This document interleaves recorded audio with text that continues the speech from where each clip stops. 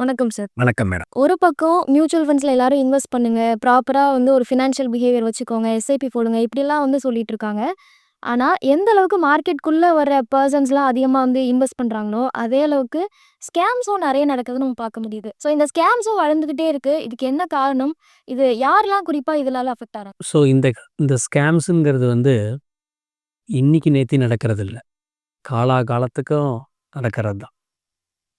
Buffett என்ன சொல்றாருன்னா, "every time the new set of investors will learn from very old லெசன்ஸுங்கிறார். ரொம்ப கேர்ஃபுல்லா சொல்றார். வெரி ஓல்டு லெசன்ஸுங்கிறார். புதிய பாடம்ங்கிறது ஒண்ணும் கிடையாது. அன்னைக்கு இருந்த பாடம் தான் இன்னைக்கு டிஃபரெண்ட்டா கத்துக்கிறாங்க 2024ல. ஸோ இந்த ஸ்கேம்ஸ்ல மாட்றவங்க இருக்காங்க இல்லையா? இது ஒரு செக்ஷன் ஆஃப் பீப்பிள் தான். எல்லாரும் போய் இந்த ஸ்கேம்ல மாட்றதில்ல. ஸோ இதுதான் நம்ம இன்வெஸ்ட்மெண்ட்ஸ்ல நம்ம சொல்லுவோம். பிஹேவியர் ரொம்ப ரொம்ப ரொம்ப இம்பார்ட்டன்ட்டுன்ட்டு. பிஹேவியர் தான் யுவர் இன்வெஸ்ட்மெண்ட்ஸ சரியான பாதையில அது எடுத்துட்டு போகும். இந்த இன்வெஸ்ட்மெண்ட் இந்த ஸ்கேம்ல மாட்றாங்க இல்லையா? அவங்களுடைய பிஹேவியரை எடுத்து நீங்க பாருங்க. யார் யாரெல்லாம் இந்த ஸ்கேம்ல போய் மாட்டியிருக்காங்களோ, அவங்க பிஹேவியர் எடுத்து பார்த்தீங்கன்னா, 3 பிஹேவியர் ரொம்ப ரொம்ப காமனா இருக்கும். First இன்அடிக்குவேட் savings. அவங்க சேமிக்கிற பணமே பத்த மாட்டேங்குது. இல்ல அவங்க வருமானம் கம்மியா இருக்கு. இருக்கிற கொஞ்சோண்டு பணத்த எங்கேயாவது ஒரு இடத்துல போட்டு, அத அப்படியே டபுள் பண்ண மாட்டோமா? ட்ரிபிள் பண்ண மாட்டோமா? இப்ப யாராவது ஒருத்தங்க 1,00,000 போடுறேன், 4,00,000 குடுக்குறேன். இல்ல 1,00,000க்கு மாசம் மாசம் உனக்கு 25,000 தரேன், 50,000 தரேன்னு சொல்லும்போது என்ன ஆகும்னா, ஆசை ஜாஸ்தி ஆயிடுது. ஸோ என்ன ஆகும்னா, இவங்களுடைய இன்அடிக்குவேட் சேவிங்ஸ் இவங்களுடைய சேமிப்பு, இவங்க வருமானமே பத்தாதனால தான் இவங்க போய் மாட்றாங்க. ஸோ இவங்க மட்டும் கிடையாது. 2வது greed. Greed is always returns focused, risk blinded. Fear is always risk focused and returns blinded. இந்த கிரீட் இருக்குல்ல, இந்த பேராசை. இன்னும் வேணும் 15%, 20% ஜாஸ்தி ஆகணும், டபுள் ஆகணும், ட்ரிபிள் ஆகணும். இதுதான் 2வது செட் ஆஃப் பீப்பிள். 3வது செட் ஆஃப் பீப்பிள் நீங்க பார்த்தீங்கன்னு சொன்னா, பிளைண்ட் ட்ரஸ்ட். கண்ண மூடிக்கிறது. இந்த ஜுவல்லரி ஷாப்பா? அவங்க எத்தன வருஷமா இருக்காங்க தெரியுமா? 100 வருஷமா இருக்காங்க. எங்க தாத்தா காலத்துலேருந்து, எங்க பாட்டி காலத்துலேருந்து இது மாரியெல்லாம் பேசி, ட்ரஸ்ட் பட் வெரிஃபை. பேங்க்ல ஒரு முக்கியமான ரோலே என்னன்னா, நீங்க நம்பணும். ஆனா அது சரியா இருக்கான்னு பார்க்கணும். ஸோ பிளைண்ட் ட்ரஸ்ட் போயி, இப்படித்தான் இருக்கும் அப்படின்னு சொல்லிட்டு போறதுனால தான், இந்த 3 section of people. One is inadequate savings, greed, இன்னொன்னு பிளைண்ட் ட்ரஸ்ட். இந்த செக்ஷன் ஆஃப் பீப்பிள் போய் என்ன பண்ணிக்கிறாங்கன்னு சொன்னா, இந்த மாரி ஸ்கேம்ஸ்ல போய் மாட்டிக்கிறாங்க. ஸோ இது இன்னைக்கு நேத்தி நடக்கிறது இல்ல. காலாகாலமா இது நடக்கிற ஒரு விஷயங்கிறத நான் பார்க்குறேன். இப்போ ஒரு வெல் நோன் பிராண்டா இருக்காங்க அப்படின்னா, மக்கள் ரொம்ப பிளைண்டா ட்ரஸ்ட் பண்ணிடுறாங்க அப்படின்னு சொன்னீங்க. ஸோ இந்த மாரி ஒரு கேட்டகரியில தான் சத்யம் கம்ப்யூட்டர் ஸ்கேம்ஸ் கூட நடந்திருக்கும்ல சார்? அதில என்ன நடந்தது ஆக்சுவலா? ஸோ சத்யம் கம்ப்யூட்டர்ஸுங்கிறது ஒரு ஐசோலேட்டட் ஸ்டோரி.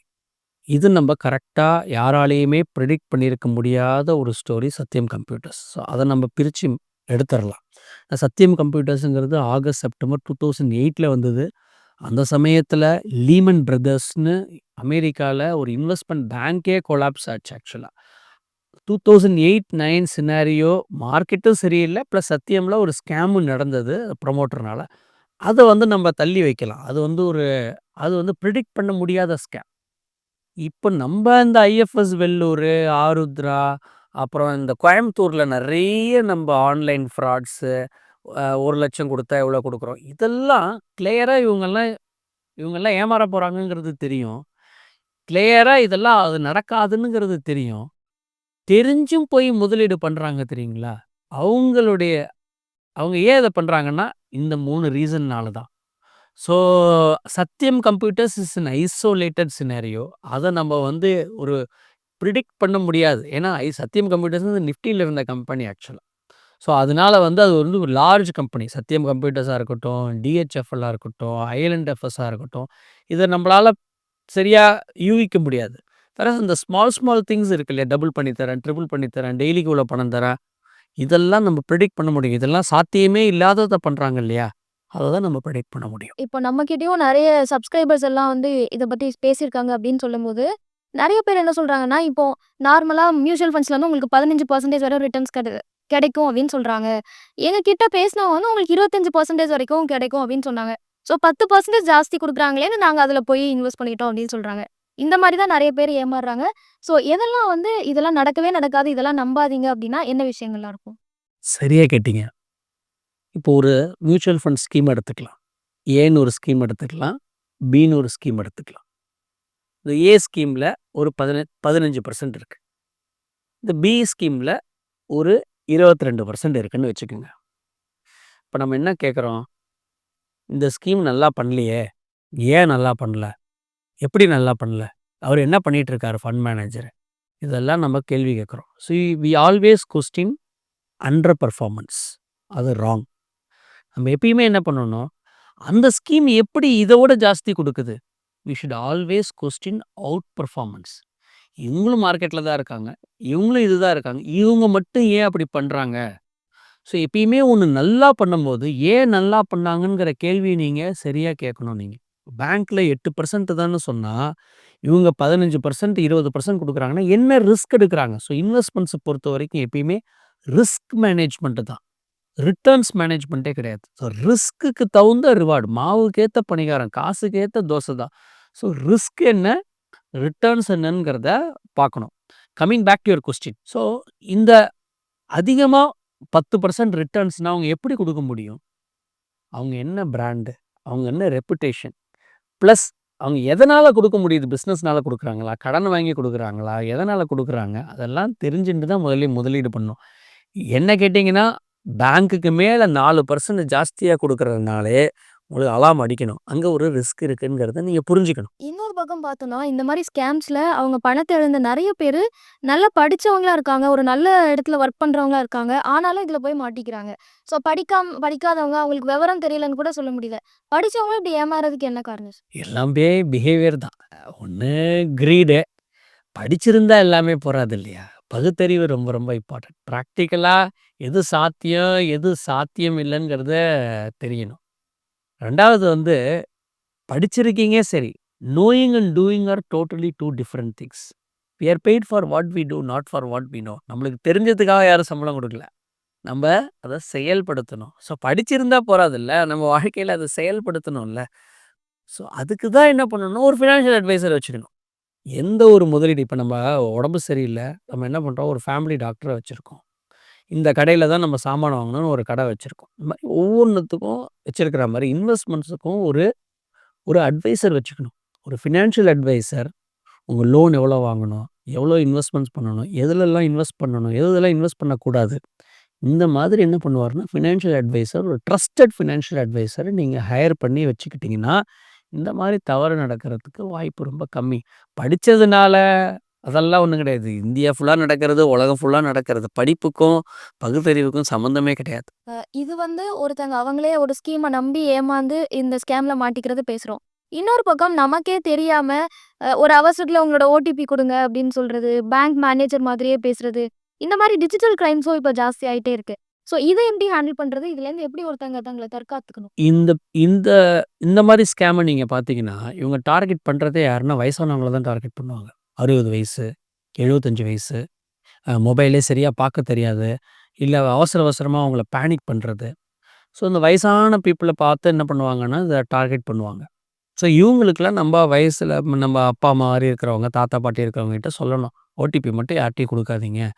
ஆதார் ஓடிபியே குடுக்காதீங்கங்கிறத நம்ப அவங்களுக்கு சொல்லிக் குடுக்கணும். எங்கேயுமே ஓடிபி குடுக்கக்கூடாது. நான் பண்ற டிரான்சாக்ஷன்ஸ்க்கு மட்டும் தான் ஓடிபி. அதனால தான் நான் ஆன்லைன்லலாம் இப்போ 2 ஃபேக்டர் அத்தென்டிகேஷன் இருக்கு. நீங்க யூசர் ஐடி, பாஸ்வேர்ட போட்டாலுமே அதுக்கப்புறமா ஒரு ஓடிபி வரும். சில பேங்க்ஸ்ல கிரிட்ன்னு ஒண்ணு வச்சிருக்காங்க. அந்த கிரிட்ட போடணும். அது மாரி 2 ஃபேக்டர், 3 ஃபேக்டர் அத்தென்டிகேஷன் இருக்கு.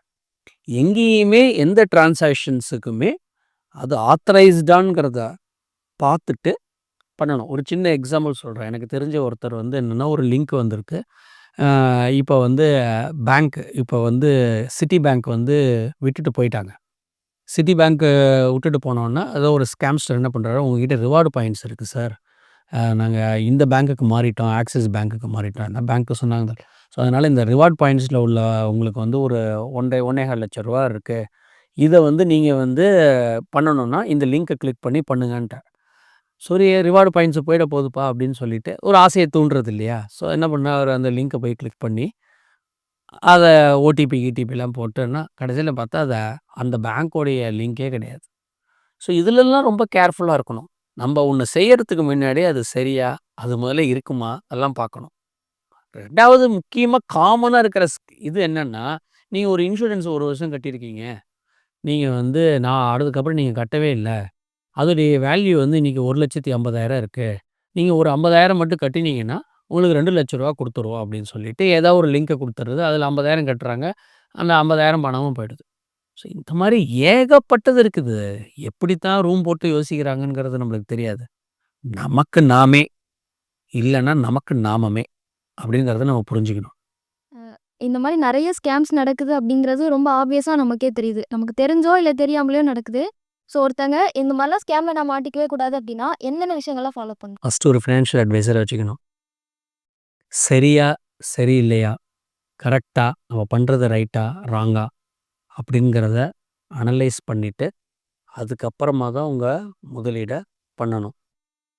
3வது தெரியாததை பண்ணவே கூடாது. தெரியாததை பண்ணும்போது ஒரு தடவைக்கு 2 தடவை யோசித்து நிதானமாக கன்சல்ட் பண்ணிவிட்டு பண்ணணும்.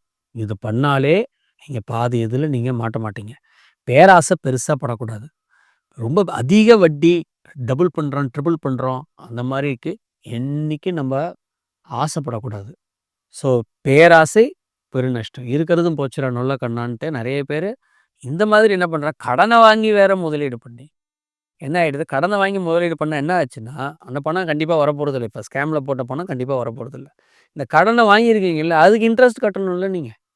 ஸோ இப்படி தான் என்ன பண்ணுறாங்கன்னா பர்மனன்ட் லாஸ் ஆஃப் கேபிட்டல்னு சொல்லுவோம். இதை பர்மனன்ட் லாஸ் ஆஃப் கேபிட்டல்னால் அந்த பணம் திரும்பி வரவே வராது. ஸோ ஒருத்தர் 30 வயசுக்கு ஒரு காரு ஒரு 10,00,000 ரூபா இது மாதிரி ஒருத்தர் இழந்துட்டாருன்னு சொன்னால் இந்த 10,00,000 மீட்கிறதுக்கே ஒரு 5 வருஷம் ஆகிடும், இல்லை 7 வருஷம் ஆகிடும். அதுக்கப்புறம் அவர் ரிட்டையர்மெண்ட்டு, அதுக்கப்புறம் குழந்தை படிப்பு அதை மாதிரி. ஸோ அதனால் பர்மனன்ட் லாஸ் ஆஃப் கேபிட்டல் இருக்கக்கூடாது. இந்த மாதிரி இதை ஒரு ஃபினான்ஷியல் அட்வைஸர் நம்மளுக்கு தெரியலங்கும்போது நம்ம ஒருத்தரை அணுகி அதில் அவர் சொல்கிற அட்வைஸை வச்சுட்டு ஒருத்தருக்கு 2 ஃபினான்ஷியல் அட்வைஸர் 2 இல்லை 3 கரெக்டாக இப்போ தான் கூகுள் இருக்குது, மெட்டா இருக்குது, ஏஐ இருக்குது, எதை வேணாலும் நம்ம டிப் ஆஃப் ஃபிங்கரில் நம்ம வச்சுக்க முடியும். அதை அனலைஸ் பண்ணிவிட்டு ரிசர்ச் பண்ணிவிட்டு பண்ணலன்னா நம்மளுக்கு ப்ராப்ளம் தான்.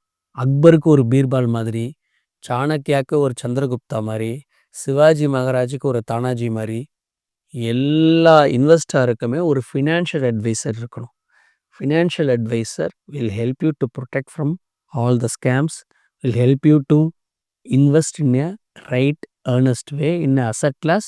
அவருக்கு தகுந்த மாதிரி, அவருக்கு பிடிச்ச மாதிரி, ஏன்னா ஒரே சைஸ் சட்டை எல்லாருக்கும் ஃபிட் ஆகாது. அவங்களுக்கு தகுந்த மாதிரி கரெக்டாக சரியாக முதலீடு பண்ணுவார்.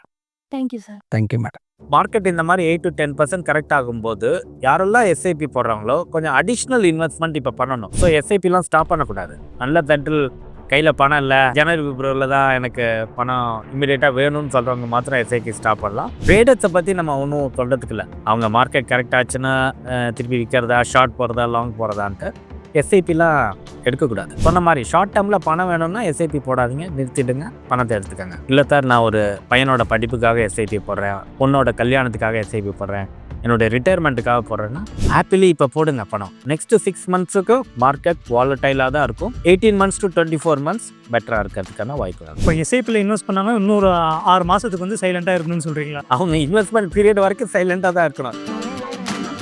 கோல்டு ப்ரைஸ் ஆச்சுன்னா நம்ம எனக்கு கம்மி ஆச்சுன்னா நம்ம என்ன பண்ணுறோம், உடனே போயிட்டு ஜுவல்லரி வாங்குறோம். ஆமாம். ஈக்விட்டி மார்க்கெட்டில் மாத்திரம் தான் ப்ரைஸ் கம்மியாச்சுன்னா போயிட்டு விற்கிறோம். இப்போ வந்து அடுத்த வருஷத்தில் வந்து பார்த்தீங்கன்னா கோல்டில் இன்வெஸ்ட் பண்ணுறது வந்து சரியான முடிவாக இருக்குமா? கோல்டு வந்து லாஸ்ட் 10 years 12 years பார்த்தீங்கன்னா எஃப்டி ரிட்டர்னோட பெட்டராக தான் இருக்கும். மியூச்சுவல் ஃபண்ட்ஸில் முதலீடு பண்ணுங்க, மாதம் மாதம் எஸ்ஐபி போடுங்க, எஸ்டபிள்யூபியில் நிறைய ரிட்டர்ன்ஸ் கிடைக்கும் அப்படின்னு எல்லாரும் சொல்கிறத கேட்டு குழம்பி போயிருக்கீங்களா?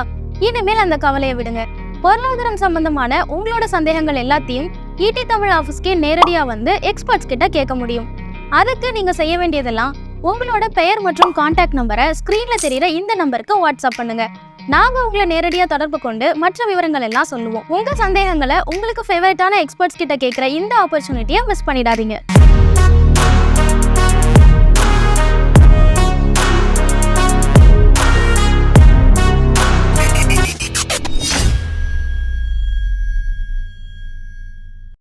மேலும் ஈடி தமிழ் சேனல்ல வரப்போகும் பிசினஸ் மற்றும் அது ரிலேட்டடான வீடியோவை பார்க்க உடனே கீழே இருக்க சப்ஸ்கிரைப் பட்டனை கிளிக் பண்ணுங்க.